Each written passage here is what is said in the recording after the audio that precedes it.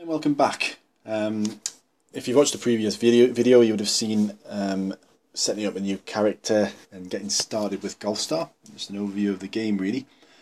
Since then I've played a couple of rounds, not many. It's leveled me up a couple of times. I've got another outfit, as you can see, which has given me more stats, and I've actually earned some more clubs as well. So I'll just show you the effect of that. If we go into locker room, there's a couple of sets of clubs there. I've just earned this one, slightly more stats, so if I equip that, again, I'm not sure if I mentioned earlier, these are starting stats. What you can do is power up. I think it gave me a free high power up pass, so let's use that now. It'll not make a huge amount of difference, but it will put one or two stats on a couple of the areas. Let's have a look at what it does.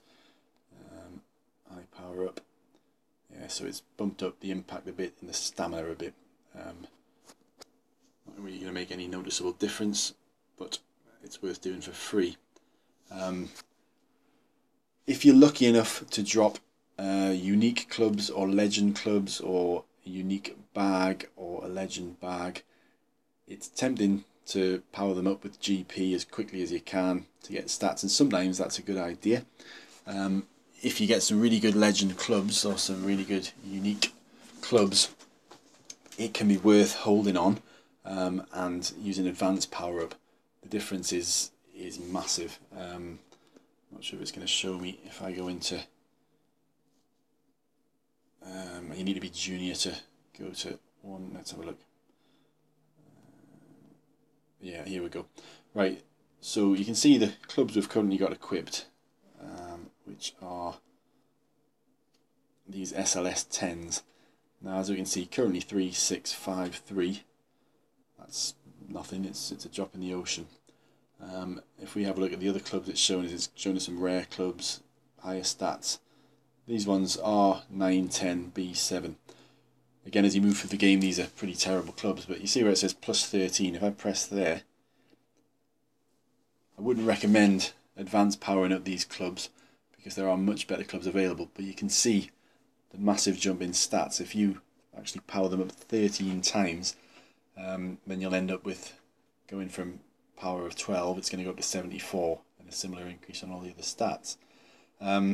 Why would you not do that? Well, A, because you'll get better clubs, which will totally dwarf these as far as stats go, and B, to get that level of power up you would need to do 13 advanced power ups. Now, bearing in mind an advanced power up pass, just for the right to actually do an advanced power up, costs 700 coins, and then doing the advanced power up itself I think costs 250 coins, maybe less actually because it's a rare item, but it's going to cost you coins.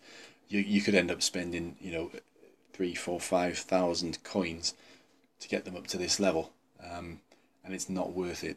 You want to save those coins for getting really good items. So until you get something unique, or preferably something legendary, I wouldn't advance power up anything. With that in mind, you might want to use GP to high power up, which is essentially what we just did. We had a free pass to do it, just to get you a small increase in stats to keep you going, if you like. You're not going to compete, when it comes to one-on-one games, when it comes to eventually when you become professional, you can play on tours, etc. You're not going to be able to compete with rare clubs, high-powered up. You're not going to be able to compete with unique clubs, high-powered up, really. You're going to want advanced power-ups, and they're going to cost coins, which is where it comes back to where you pay. They're not stupid come to us. They've put a really good product out there, but you are going to need to pay to get the best out of it. It is good enough to make it worth it a lot of the time, but it's choosing where to spend and to get the best out of your money. So with that in mind, one of the best things you can spend your in-game currency on, the GP, which is, we've got 112,000 of it at the moment, is, well, there's two areas. One we can't actually do yet, which is on skills. You're going to want to unlock all of these shots really as soon as you can. When I say all of them, the best ones to focus on are approach shots, such as the chip shot around the green, very useful, and also the flop shot from a certain distance, kind of 50, 60, 70 yards. As you get more stats, it can go up to about 90, 95 yards. It gives you an approach which is really accurate, and it gets you really near the pin most of the time. Equally, a rough shot, if you're going in the rough a lot, which you will be earlier on, it makes it easier to get out. And the bunker shot, obviously the same. There's other shots available as well. The big headline one, if you like, is the power shot, but you can't actually get that until you're level 50, so you should forget about that and just concentrate on these ones. Draw shot is a good one to go for earlier on as well, and in fact I think the in-game mission kind of forces you to learn it pretty soon. As soon as you're level 10, it gives you an angle to draw around, you know, trees. It gives you a kind of right to left swing on the ball, and it also rolls further, so it's going to give you increased distance. Fade shot, to a lesser extent, gives you more distance. It doesn't actually bend as much left to right either, but again, it's a good one to have. Another good one is the high shot there. Approach shots to the green with any iron, they're always going to, as we've kind of seen in the previous game we played, they're always going to roll on. And you know, the lower the iron, so 3, 4, 5 iron, are going to roll on a lot more than a 8, 9 iron.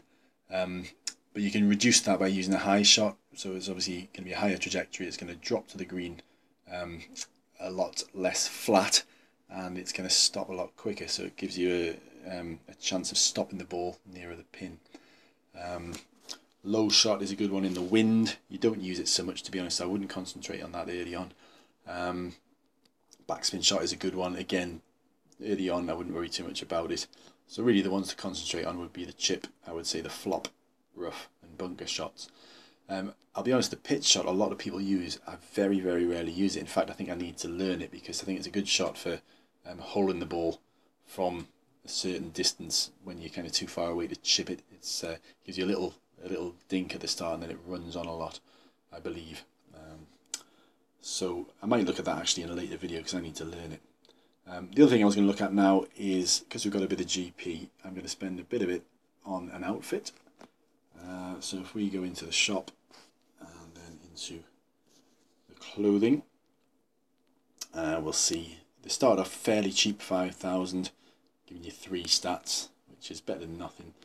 As you go through the expense, you'll see the most expensive ones at 500,000 give you 17 stats. They do get cheaper if you have paid for a VIP pass. I'll do another video about the benefits, I think, of the VIP pass, but one of them is your outfits are, I think, 20% cheaper, something like that. Okay, so we're going to buy the cheapest one for now. I'm not going to splash out a lot of GP, because I want to save it. As soon as I hit level 10, I'm going to show you the different skill shots that I can learn. So we'll just get this one for 5,000, just so you can see what you do. So you buy it, and as you can see, it's giving you a bonus plus 3 stats, which is increasing your clothing stats to 6. And if we click on stats here, press on stats, we'll see you've got 3 to play with. Bottom left, we've got now a total of 6 stats earned from outfits, and we can increase these, which I'm not worried too much about for the moment. All the stats I get are going to be piled on impact and control and potentially stamina until I reach a level where it's 90% or more, and then we can start thinking about increasing power, which is where it gets a bit more interesting. You see a real benefit of that, but you need to get your impact and control up first. Okay, so if we apply those stats, which I think I might have done, what I'm going to do is stop the video here. I'm going to play through a few more, maybe to get us up to level 10, and then we'll learn some skill shots, and we'll see the difference that can make, which is quite a big one actually. Thanks for watching. Bye bye.